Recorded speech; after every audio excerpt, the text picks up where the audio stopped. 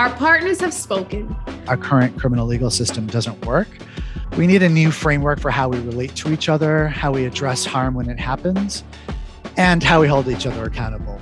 I fundamentally believe that the vision of building a world without youth prisons really means investing into the young people, their families, and the communities where they're from. We believe that there are other opportunities and things that we can offer communities and young people that's not focused on policing and surveillance. We're doing this piecemeal reform, forget reform. We want to fundamentally transform. And the Andrus Family Fund is responding. We are taking our lead from our movement partners and committed to helping them build power. Building power really looks like a community of people coming together and realizing that we can change whatever comes our way. Let's start shifting funding to actually things that actually matter and will have impact. And if you invest in a caretaker, you have a multi-generational impact. We are refining our focus to prioritize funding youth-led organizations that are working to abolish harmful systems and instead create new community-led solutions. We're envisioning a future where these harmful systems no longer exist. And so what does it look like to build a world, a society, a structure that everything is grounded in humanity and love?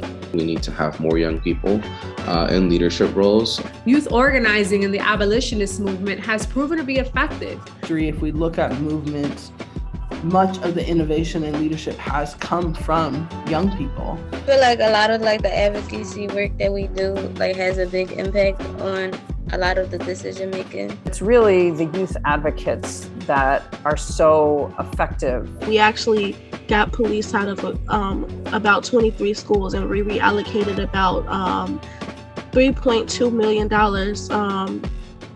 in funding. We became the very first community organizing effort in the nation to fully defeat a gang injunction. However, youth organizing is severely underfunded despite its impact.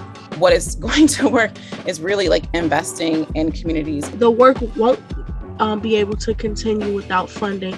That's why we're committing to prioritizing small to mid-sized youth organizing groups. And so we really want to support our young people to move beyond their trauma and into their authentic selves and just flourish in terms of the innate leadership that they have.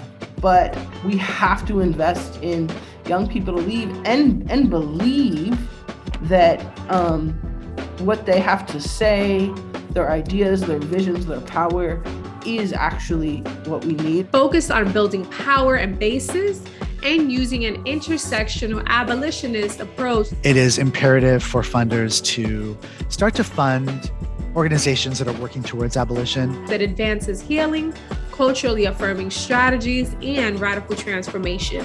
Prioritize building cultures of support, holistic support. As we evolve as a funder to be in lockstep with our movement partners, our investment in their solutions will usher in a new era of liberation for Black, Brown, and Indigenous youth and their communities. And we hope more philanthropic leaders will do the same.